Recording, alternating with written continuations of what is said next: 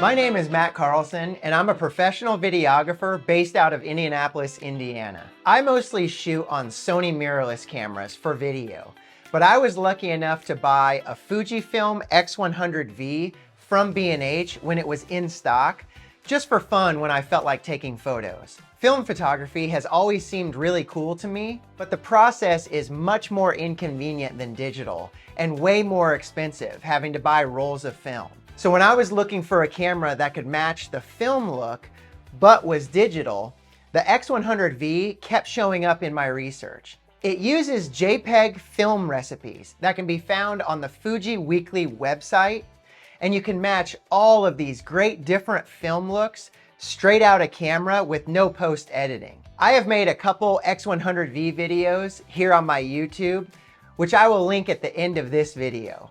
In my most recent one, I went hiking at a local state park with my X100V, and I used a film recipe called Bright Kodak, which simulates the classic Kodak portrait film. For the video shots, I used my Sony a7S III, but I matched the color with the Fuji's Bright Kodak recipe. I did this because I love the color of this particular recipe, but the Fuji camera isn't even close to as good for video as the Sony, in my opinion. The dynamic range, the autofocus, I could go on and on why the Sony is better for video. However, I had a bunch of people asking how I got the video shot on the Sony to match the film recipe photos out of the X100V.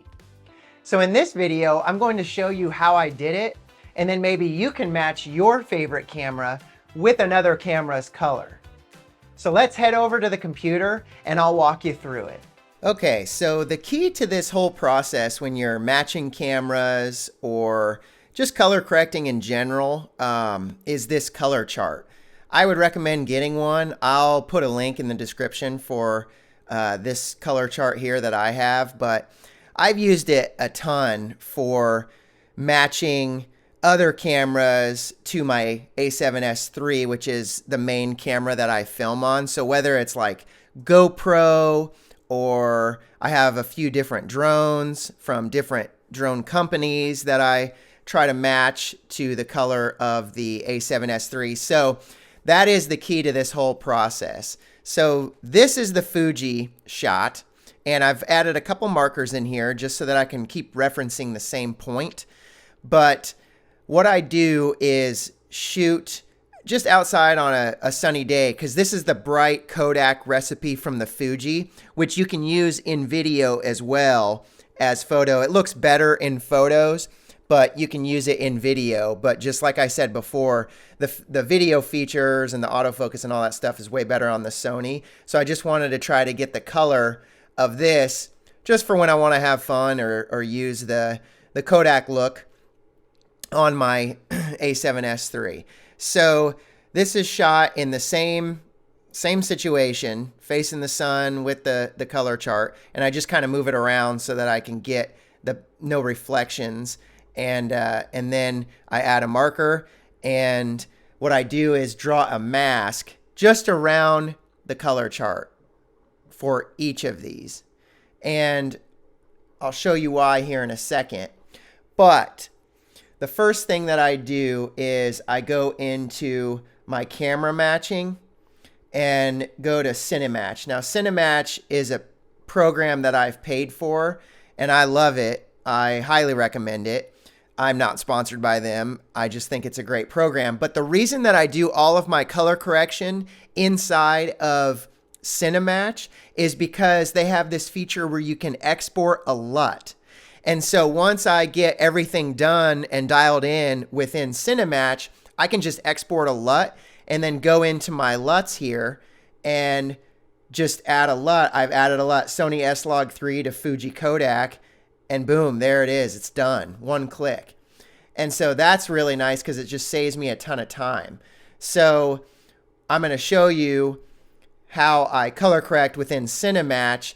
You can do the same thing just in Final Cut's color correcting, but then you'd have to copy and paste the attributes every time because there's no way to save a LUT from all of the color correction within Final Cut.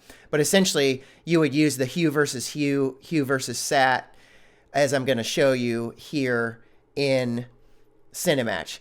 So open Cinematch, and the first thing you're going to do is get the exposures to match. Or actually, the first thing you're going to do, is go into Sony. This is my A7S III, and we're going to convert it to Rec 709, and then we're going to fix the exposure. Because if you try to do it within S-Log, it's going to be all crazy. So I shot this in S-Log 3, S-Gamut3.Cine. So you select that, and we're not matching it to another camera. Cinematch has it in here where you can match it to all these cameras, but for Fujifilm, they don't have the X100V, especially with film recipes. They just have sort of the main Fuji cameras, and they have to be shot in log anyways. So we're not worried about that. We're just selecting the camera that I shot this on and the picture profile. Then we're going in to Rec 709 transform. Boom, we're just going to apply a quick Rec 709 transform. Okay, and this will get your image looking kind of back to normal. So then what we're going to do, the first thing is we're going to fix the exposure. So the natural shot on the Fuji is more exposed. So we're just going to bring up the exposure of the kind of right about there, just so that we can match kind of the exposures. They don't have to be perfect. Obviously, none of this is going to be exactly perfect, but it's going to be close. So now our exposure looks good.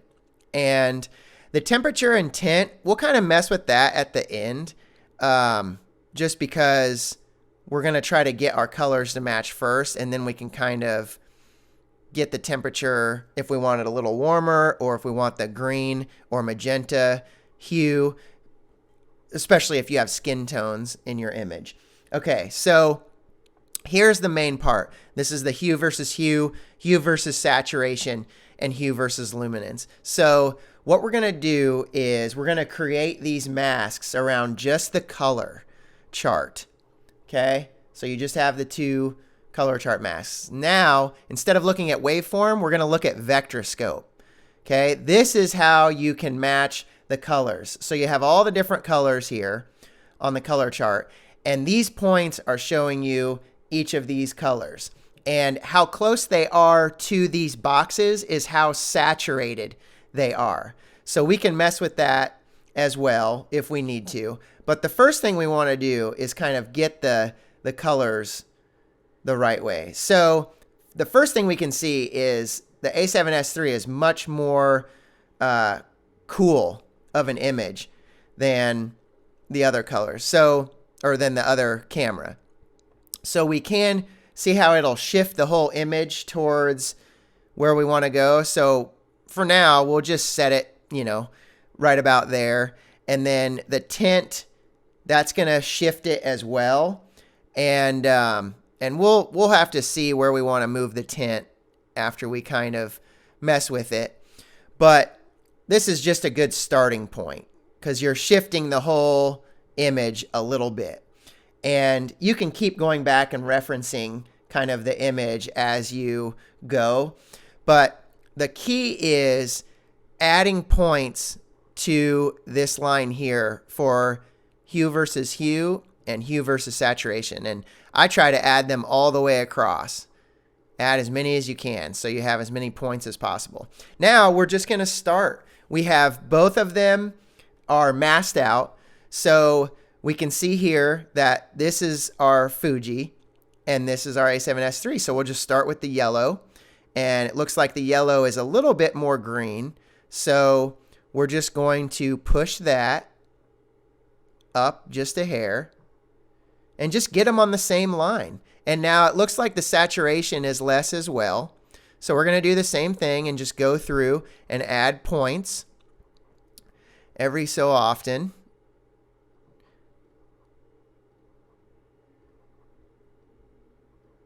And we're just going to make it a little bit more saturated just to get them close. Okay, that's pretty close.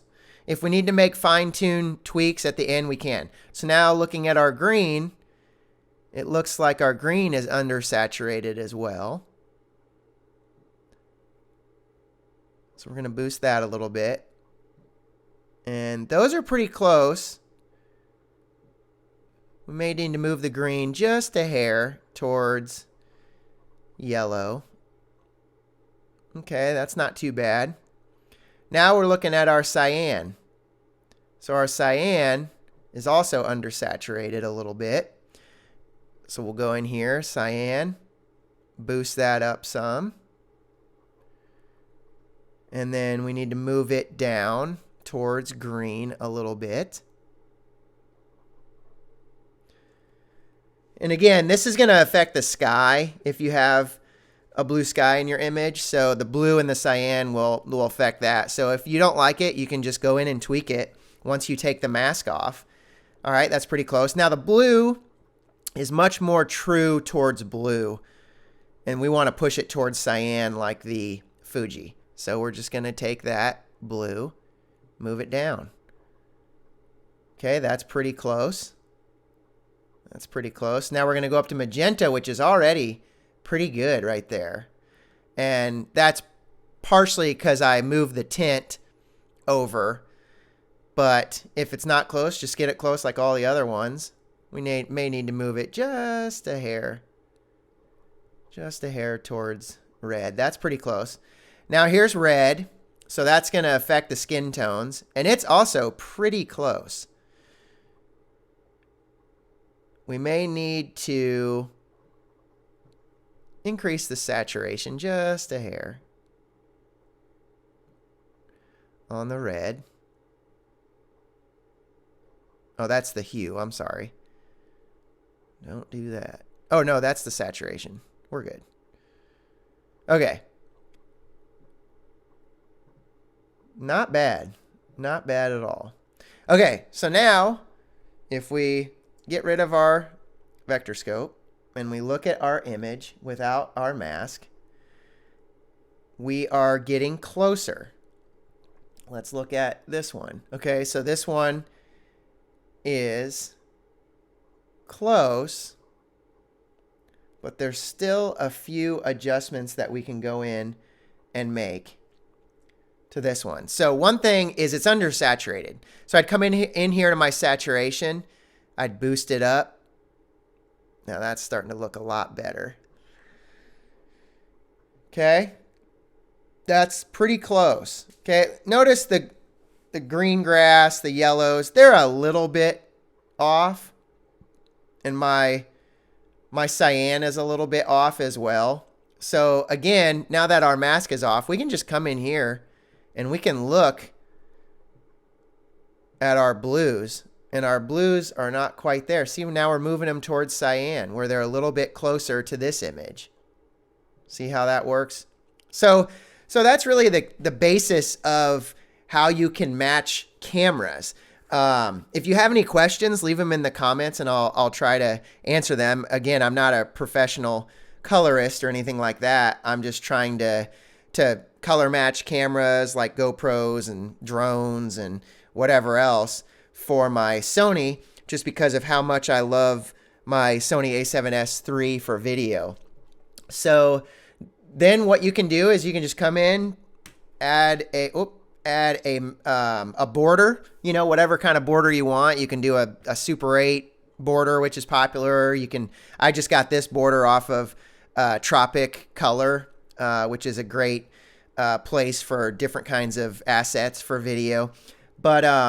But yeah, you can just add a border. Now the image is super clean and I'd want some film grain in there. So the other thing that I could do is come in and add some film grain, and I've already added it to this image.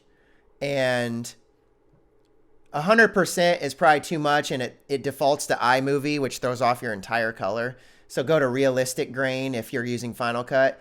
And I like 75. I feel like 100 is a little too much. If you're uploading it to YouTube, YouTube will remove some of that grain naturally just because it treats it as noise in the video. So it'll be a little less grainy on YouTube, so just take that into account. But that's basically how you match two cameras, and that's how I got that LUT. And yeah, that's it. So thanks for watching, and see you next time.